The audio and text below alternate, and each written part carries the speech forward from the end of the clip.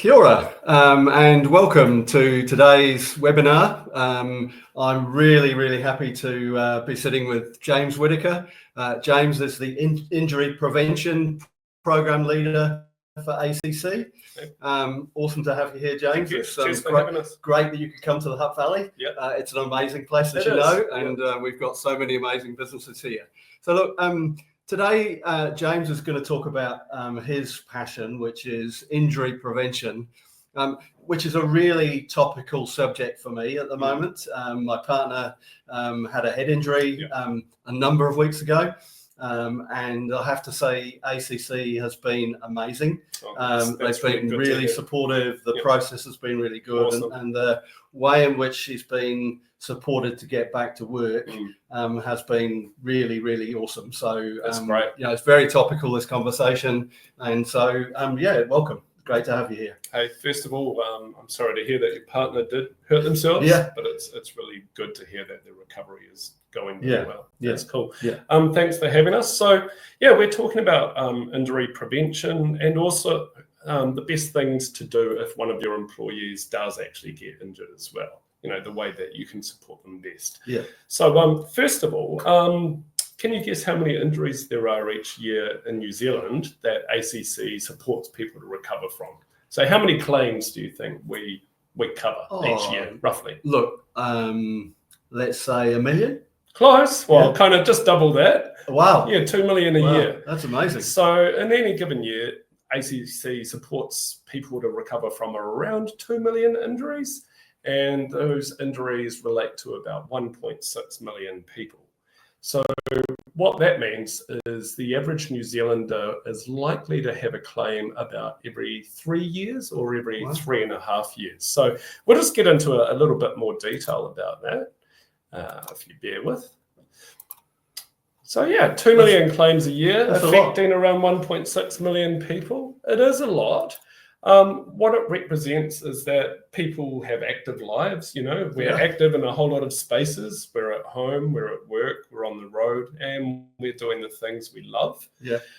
Most of those injuries, most of the 2 million injuries are actually preventable. So if you think of an injury you might have had or that a friend or a family member might have had, you can probably unpack how that injury occurred and kind of identify some things you could have done differently to prevent that injury. In thinking about managing that situation. So, that's the benefit of hindsight, right? Injury prevention is about turning that hindsight into foresight to prevent those injuries from happening in the first place. So if you look at this graph, it really shows us where those injuries are occurring. And work is the main one? No, it's not. It really surprises most people that you're more likely to get injured at home than anywhere else. Wow, really? Yeah. Wow. And there's lots of reasons why people are usually like, oh, how come? And it's because you spend a lot of time at home. You don't have many health and safety regulations in place or rules or posters telling you how to do things. You don't have police there, putting in enforcement practices and everything. And you kind of drop your guard and you go on autopilot behavior, right? And you might be multitasking a lot of the time and you're not really zeroing in on what you're doing. So being on a roof kind of thing is... could range from a serious injury due to falling off a roof through to a more minor one, like tripping over something in the kitchen when you're trying to get some stuff done and you've got cats, dogs, kids, friends, and it's all just going So ACC covers that whole gambit of different injuries all of those situations. Wow. So the really unique thing about the ACC scheme is it's a no-fault scheme and will cover people no matter how the injury happened. Brilliant. And that's why there's 2 million claims a year that we support and people to recover that's from. Unique in the world, is it? It's very unique. There's a couple of other parts of the world where they have a system that's close, but it's still not the same. We're super unique. So New Zealand's leading the world again. You could say that. It's quite interesting. So if you look at these bubbles, the bigger the bubble, the more injuries there are, right? And if we look at the next bubble, you'll see in the green space, the road side of things, there's not that many injuries in any given year comparatively. But if you look at the cost, it really blows right up. So that little green bubble gets a fair bit bigger. What that indicates is that the cost per injury is significantly higher than some other injury contexts, right? So if you get injured on the road, it's likely to be a more serious injury than if you get injured in the workplace, for example. How do you differentiate between road accidents that are when somebody's driving for work as opposed to how do those two things stack up? Well, this is about the scenes where the injuries occurred, right? Yeah. This graph is. It's not about was the person at work on this day or not, kind of thing. Right. So if the scene was road, it would show up in road. Yeah. So what's the well, here we go. I was going to ask, what's the kind of total cost of all these injuries at nearly 2 million injuries? Oh, sorry, I'll go back. Yeah. So in any given year, there's around 2 million injuries a year that ACC supports people to recover from, and it costs around 7 billion or a little bit under to help people to recover from those injuries. Those costs cover treatment, rehabilitation, weekly compensation, and a range of other things. Yeah. If you look at weekly compensation injuries alone, they make up about 6% of the 2 million injury claims. Wow. But the costs relating to weekly compensation, because they're more serious injuries as well, it's around 60% of the costs. Holy. So it's massive. Yeah. Great.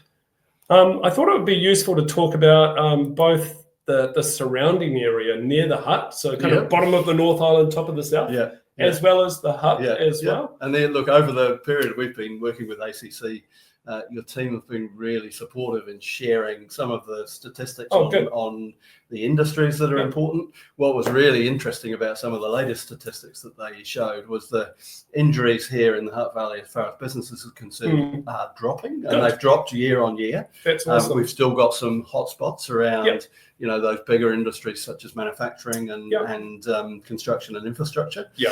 But actually, the injuries have dropped.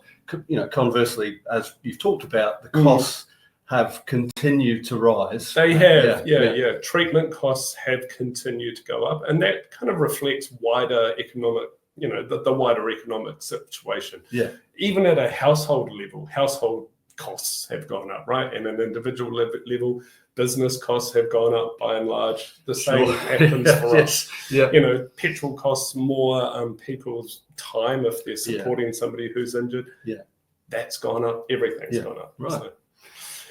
So if you look at, the area from the top of the South Island to the bottom of the North, there's around 234,000 injury claims in any given year, and it costs around 600 million to help people to recover from those injuries. The thing that might surprise you and some other people is most of these injuries don't happen in the workplace. They happen outside of work, right? The vast majority. So again, home and sport. Home, sport. Yeah. It's kind of, if you think about it, ranked from the largest contribution through to the smallest. It goes home, sport, road, then work. Right. And it's in that order. Right. And it's for lots of reasons, because hopefully in people's workplaces, you do have safety practices in place.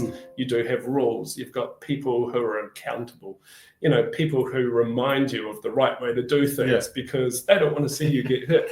All of these things, when you're on the road, you've got the police driving around, you've got traffic lights telling you what to do. Other drivers. All of these but you don't have that at home. Yeah.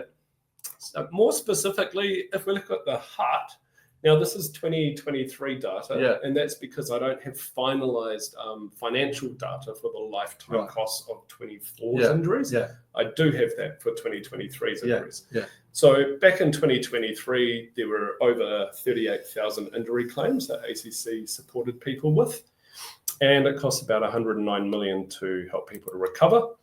And once again, if you look at the split between work and non-work, all of the potential, I suppose. You could talk about a problem, but it's actually the potential is in the non-work space. And there's heaps that employers can do in that space. Yeah, look, and I hadn't, because I work at the chamber here and we're thinking about businesses all the time, we're constantly thinking about kind of lost time injuries as far as work's concerned.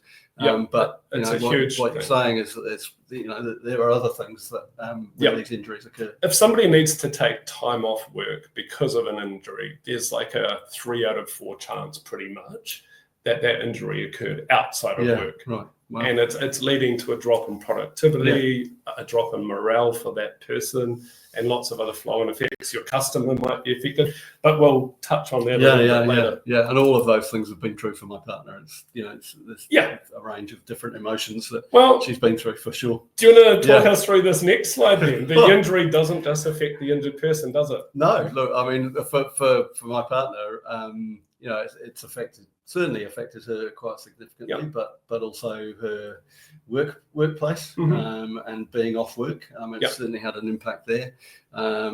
Maybe it's affected me, but from a point of view of supporting her and which is the right thing to do. But it just means you've got more to do all of a sudden. I'll have to check in with her on the supporting side of things. Hopefully she's found it amazing. I'm sure she has.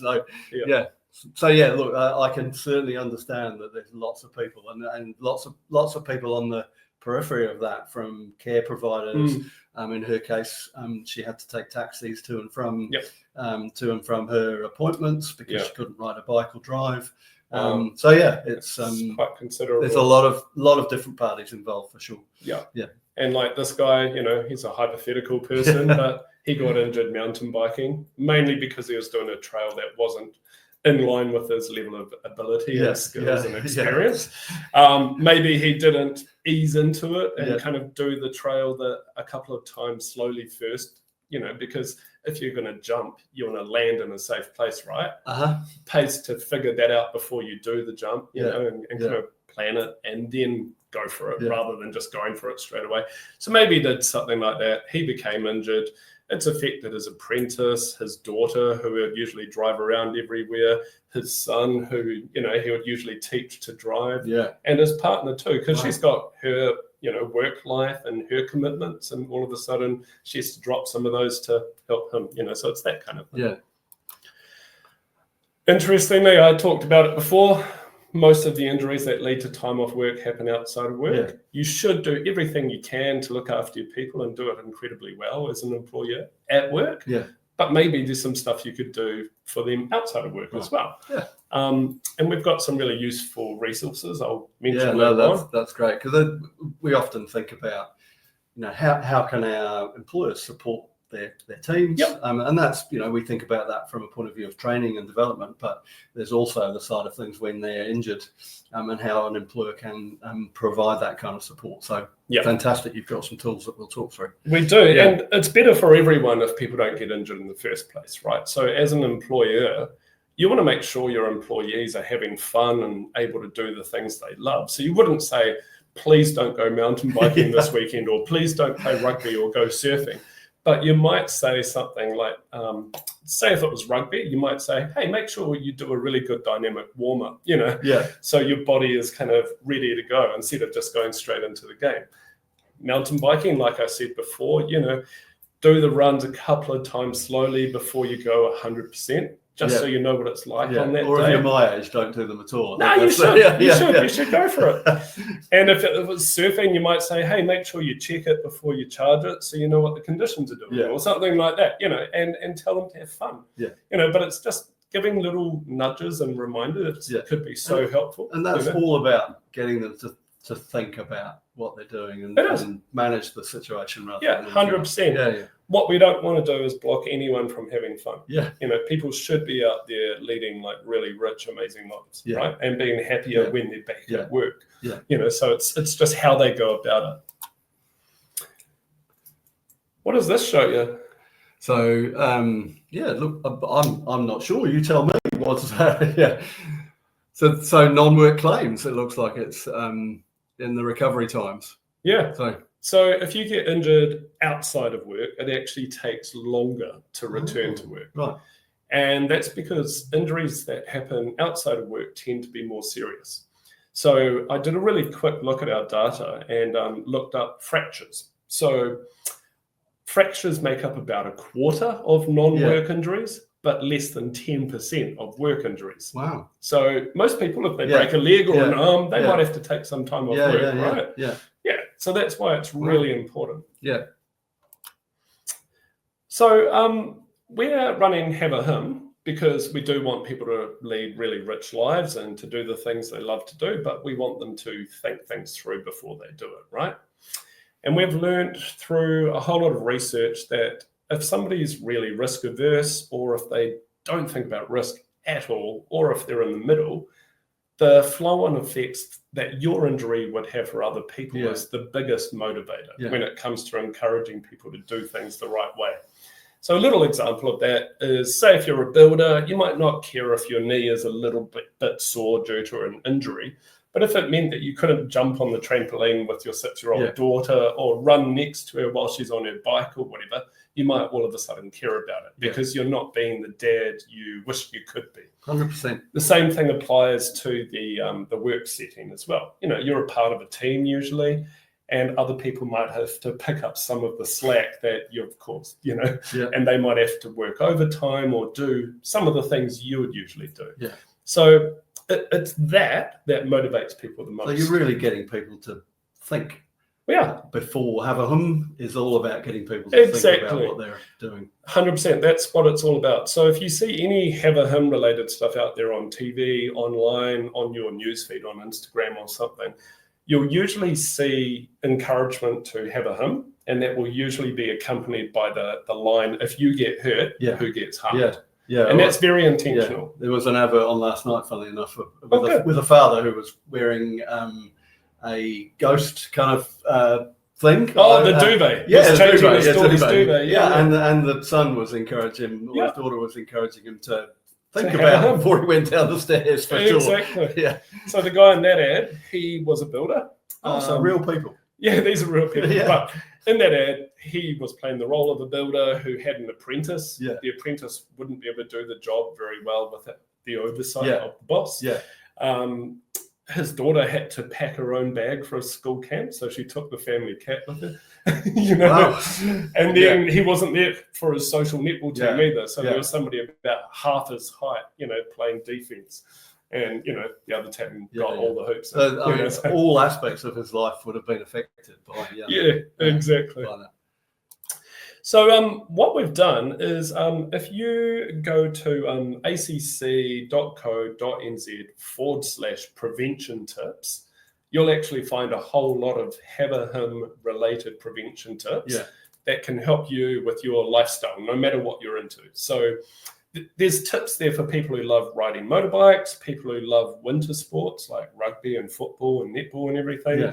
There's tips for people who love to go out there and do something in the outdoors on their own, like surfing or running, fishing, whatever. There's also DIY, trips, slips and falls at home, parenting, improving your strength and balance if you're an older New Zealander. It's all there. So check it out, acc.co.nz/prevention tips, and you'll find it. And what would you, so for an employer, how would you encourage these resources to be used in the workplace? Sure, that's a really good question. Lots of employers have like either a stand-up or a quick meeting in the morning, often on a Monday or a Tuesday or something after a weekend or before a weekend, or they might do like toolbox chats or retros if they've just ran a project and they want to work out what did go well and what didn't. You could integrate this into those kind of conversations. You might want to do it more informally as well, like just flick a text to someone if you know they're into a certain thing, like just say, hey bro, you know, I know you love surfing, have you seen this? And just flick them the right thing. And look, maybe, I mean, lots of our employers here are definitely having health and safety meetings on a regular basis. They think about health and safety on a daily basis. Maybe there's a way to weave some of these conversations into that work. And if people are really wanting to nail productivity, you have to think about at work as well as outside work. You know, it's just a fact. This is a really good segue, actually. Up on the top left-hand corner of this slide, you'll see that we've worked with Construction Health and Safety New Zealand recently, and they're based in the hub. So they're fantastic people, naturally. And they've got a wide network of people in the construction sector that they're connected to, and they helped us to make construction sector relevant Have a Hmmm notes. So by following the simple tips that we've encouraged people to follow through this activity, people can address around 50% of the work-related risk. And we're starting to do a lot of these collaborations now. So we've worked with the Mountain Safety Council to reach out to their audience and encourage people who love hunting and tramping to have a Hmmm as well and follow a few simple steps, so they should be sweet. And we've done the same with the Ski Area Association of New Zealand, and a lot of ski fields are now sharing tips as well. So there's a lot out there, and all you have to Google, if you're on Google, is have a Hmmm hints, and you'll just find it. We've just done a piece of work actually that kind of identifies that over the next 10 years, we'll, all things being equal, we'll have about $6 billion worth of construction and infrastructure activity to do here in the Hutt Valley. Wow, that's huge. With the major Revelec project just about to get underway, and so that's exciting. Those very exciting. Yeah. But those sorts of that kind of money means that there'll be more people working here. And so this sort of information, particularly from a construction perspective, will be so vital to help all of these new people and all of our community remain safe. So that's great. Yeah. Well, just in case you want to know them, the tips in the construction side of things is get work off the ground so you don't have to lean over as much. Yeah. Move things in smart ways. So that's using things like wheelbarrows or getting friends on the site to help you instead of being a hero. And reducing overhead work as well. So, get up on a safe, step ladder, do it safely, and be at the same level as your work instead of, jarring your neck and doing it like that. And through doing that things, you can reduce sprains and strains and a whole lot of issues, like really significantly. Oh, good. We'll make sure these resources are known to our community. Yeah, that's great. So the whole Have a Hmmm program has been out there since 2021, and we've seen huge increases in the amount of New Zealanders who have noticed it and are now actually taking the right actions to prevent injuries, which is awesome. They're preventing injuries to themselves as well as to other people as well. They're actually encouraging friends or workmates to think twice and, do the right thing, which is fantastic. And look, everybody has a role to play, right? From if you're thinking about coaches to team leaders to captains of football teams or whatever that is, that everybody has a role to play in helping this situation. And just do it tactfully, and most people will welcome it. If you're really bossy, you might put them off. So just kind of navigate it nicely. I thought it's also really important to not just talk about prevention, but also talk about when people do get injured, right? Because it does happen. I had one of my first injuries in a long time recently. Luckily, it wasn't too significant, but it could have been, and I might have needed some time off. Luckily, I didn't. If people do get injured, as an employer, it's really important to keep in contact with your staff member, right? Don't just leave them to it. Keep them involved in some way. Keep them involved. Be there for them. And there's some really useful advice on the ACC website that people can find just by searching ACC recovery at work. Wow. So there's a whole lot of tools there that an employer can use to actually step through the process with their employee. They can work out what sort of support is required for them. They can work out like the sort of duties they may be able to do sooner rather than later, because they might not be able to do their full job, like all of the aspects of it, but there might actually be some things they can do.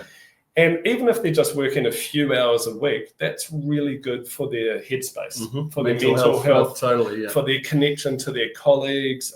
They won't feel so out of the loop and everything as well. And there's a lot of evidence to show that if you do it that way, there's really positive outcomes, not just for the employer because they've got their worker back, but actually for the employee. I think some time ago I watched one of these videos. Maybe it was a sail mast maker in the South Island somewhere, and they got one of their employees back to work, and they were doing work in the office, even though their daily job normally was in the factory. And by the looks of the outcome, it was really significant for them just to be involved. And they would have got to know some people they otherwise wouldn't have got to know so well as well. Totally, so you might be over there in this part of the organization usually, and all of a sudden you're doing something new to you, which might be a challenge at first, but then you master it. But also you get connected to some people you might not have otherwise, So it's really important to do that. I thought I'd talk about the overall problem of time off work due to injury. It actually leads to around 18 million days of lost productivity, or 18 million days of people not being at work And that's in a year. Yeah. So not over the last 10 years, it's per year. Yeah. So that's huge. So how does that, I mean, you may not know the answer to this, but how does that compare internationally in terms of percentage-wise? We are worse than other OECD countries. Right. Yeah. Wow. There's more time lost to injury in New Zealand than some other countries. Wow. Well, quite a lot of other countries, actually. Yeah. And, if we were better at it and people weren't getting injured, that would be great for their mental well-being, for their friends, family, and everything. They'd be better at the things they love to do. So if I had to take a couple of months off surfing, I wouldn't be perfecting the art of surfing. Yeah. But I also wouldn't be getting the stuff I need to get done. I hope you are perfecting the art of surfing, is all I say. Yeah, so it's a massive issue financially, from a well-being point of view, and from a productivity point of view as well. Yeah, so we're very lucky to have ACC and the support. We could do better. We could do so much better. Yeah, all of us. So basically, if you connect people to work pretty soon after their injury, these are some of the benefits, right? It can let them know that you value them and that you value their input and you want them to stay a part of the family, I suppose you could call it, which is really good. It means that people can retain some key skills and expertise and not lose track of things and everything. And people, we've found out, appreciate it so much that they're actually far more likely to stay with the employer. Do you know what I mean? Because the more time you spend outside of the work, the less likely it is that you'll even go back to work at all. So if you want to keep your great employees, stay connected when they're injured, give them some small things to do one step at a time. See if you can top up their pay as well, because through our return or recovery to work program, people can actually be on 100% instead of just 80%, even if they're just doing a few hours a week. Amazing. And that means a lot to them. And then they'll value you as an employer for doing that. I mean, so there's a real ROI and there is being involved in this from an employer perspective. Totally. Yeah. You'll be showing the people that work for you that you appreciate them and you want to stay connected, basically, and that you value them. Wow. So there's some practical tips. There's steps you can follow. The whole program's there on our website, and you just click on this URL. And we'll make sure all of these URLs and stuff are available with the chat as well. Brilliant. And then people can just totally. click on them to the side. Absolutely. Yeah. Awesome. Yeah. So that's it, really. Wow. Do you have any other questions? No, look, I look at it's what this has really opened my. I mean, as I say, we as a couple, we've been through this situation in real life. In real life, and as I say, it's been amazing to see the ACC support. Great. And understanding more deeply now the connection between an employer and because actually they're all interrelated. They're not, when you go home at night or you're away for the weekend and you're doing things around the house, having a situation, while not wanting to prevent somebody having the fun and the enjoyment, but having an injury in those situations, which seems to be most of the injuries, or the good percentage of them, has an impact on not only yourself but others and your workplace. The other thing which I think is really important is that connection between employers and people in their return to work journey. It sounds like it's an absolutely critical part of the way in which an employee can be supported, but also supported back into the workplace. And the well-being aspect of that is not to be understated at all. It shouldn't be underestimated. And also, I forgot to mention it before, we did a pilot with some pretty major employers, and they found that their injury rate actually dropped significantly after doing the recovery at work program. And that's just because people became more aware of the fact that injuries are preventable. They don't have to happen. And also they recognize the impact that injuries can have. So it's going to be better for you as an employer because your employee will be connected to your work. It's better for them because they have positive mental health outcomes. They might stay on 100% of their salary and they can return to a job. But then it's better for your other employees because it's been proven that they're less likely to have an injury as well. So pretty and amazing. look, yeah, and the ROI of doing all of that from an employer's perspective is it's undeniable. Undeniable. Yep. And then, you know, as employers and businesses, ROI is key. So fantastic. Look, James, thank you so much for coming in today. Thanks for having us. It's really cool. I've really enjoyed our conversation. Having been through it, as I say, it's kind of really very topical. But there's a lot to think about. And so for all your employers out there, have a think about, particularly I think in those situations where you have an employee who's had an injury, maybe try and tie that conversation together with your existing employees, whilst absolutely supporting your person back to work in any way that you can. Keep them involved, that sort of thing. So thank you, James. It's been absolutely fantastic. Thanks for having us. Thanks for watching. Just a really quick reminder for those watching, that come 12th of September, you need to have your entries in for the 2 Degrees Wellington Regional Business Excellence Awards. ACC are one of our amazing sponsors, and they're sponsoring the Health, Safety and Wellbeing Innovation category. And so if you've got something to share that you think is best practice or just an awesome outcome for one of your employees, then enter. It's free, it's online. Check it out at the Chamber website. Thanks so much. No worries. Enjoyed our conversation. Awesome. Absolutely fantastic.